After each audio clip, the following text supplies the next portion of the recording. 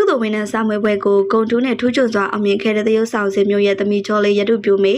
ယနေ့ထွက်ပေါ်လာသောတက္ကသိုလ်ဝင်တဲ့အောင်စရဲနဲ့မှာတော့ပရိသတ်တွေရဲ့ချစ်တော်သရုပ်ဆောင်စင်မျိုးရဲ့သမီးငယ်လေးရတုပြိုမေကတော့ဂုံတူးတစ်ဘာသာနဲ့ထူးချွန်စွာအောင်မြင်မှုရရှိခဲ့ပါတယ်မိသားစုတစ်ခုလုံးပျော်ရွှင်ကြည်နူးနေရပါတယ်လို့ပြောဆိုခဲ့ပါတယ်ရတုပြိုမေကတော့အနုပညာမျိုးရိုးဖြစ်တာမျိုးရုပ်ရည်ကလည်းအရန်ကိုချုံမောလှပတာကြောင့်အစောတော်မေလာတန်စင်နဲ့တောင်ဆင်တူတယ်ဆိုပြီးတော့လူမှုကွန်ရက်ပေါ်မှာချီးကျူးခြင်းခံနေရပါတယ်ရုပ်ရည်လေးကလည်းအတော်ကိုချောသလိုအခုလိုမျိုးဘဝရဲ့အရေးကြီးဆုံးမှတ်တိုင်တစ်ခုကိုလည်းဂုံတူးနဲ့အတူထူးချွန်စွာအောင်မြင်စွာစွမ်းဆောင်နိုင်ခဲ့တဲ့အတွက်ဖခင်ပြည်သူသရုပ်ဆောင်စင်မျိုးနဲ့အတူမိသားစုဝင်တွေအားလုံးကလည်းရေနံကနေအတိုင်းမသိဂုဏ်ယူနေခဲ့ပါတယ်အဖိုးတန်လာတဲ့သမီးငယ်လေးရဲ့ထူးချွန်ထမြလာတဲ့ပညာရေးအောင်မြင်မှုအတွက်ဖခင်ဖြစ်သူနဲ့ထပ်တူပရိသတ်တွေကတော့လိုက်လဲဝမ်းဝန်းချီးကျူးနေကြတာလည်းဖြစ်ပါတယ်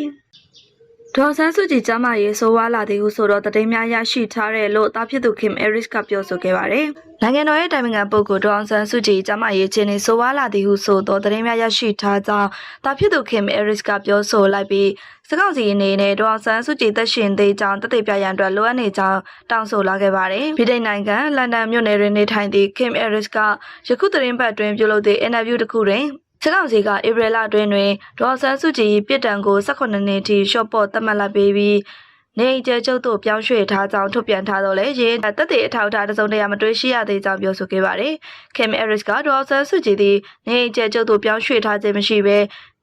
နေပြီးတော့အကျဉ်းထောင်တွင်သာဆက်လက်ထိန်းသိမ်းထားဆဲဖြစ်တယ်လို့မိမိကယုံကြည်ကြောင်းပြောဆိုခဲ့ပါတယ်။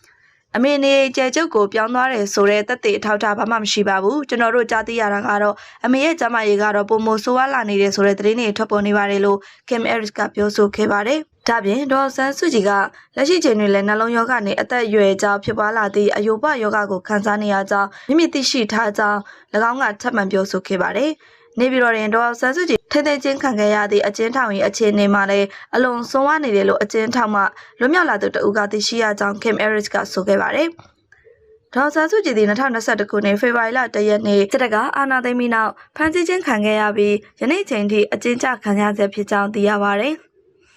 ၎င်းသည်1990ခုနှစ်နိုဘယ်ငြိမ်းချမ်းရေးဆုရှင်ဖြစ်ပြီး2021ခုနှစ်အာဏာသိမ်းခြင်းတွင်လည်းရွေးကောက်ခံအစိုးရ၏နိုင်ငံတော်တိုင်ပင်ခံပုဂ္ဂိုလ်ဖြစ်နေဆက်လက်တာဝန်ထမ်းဆောင်နေဆဲဖြစ်ပါတယ်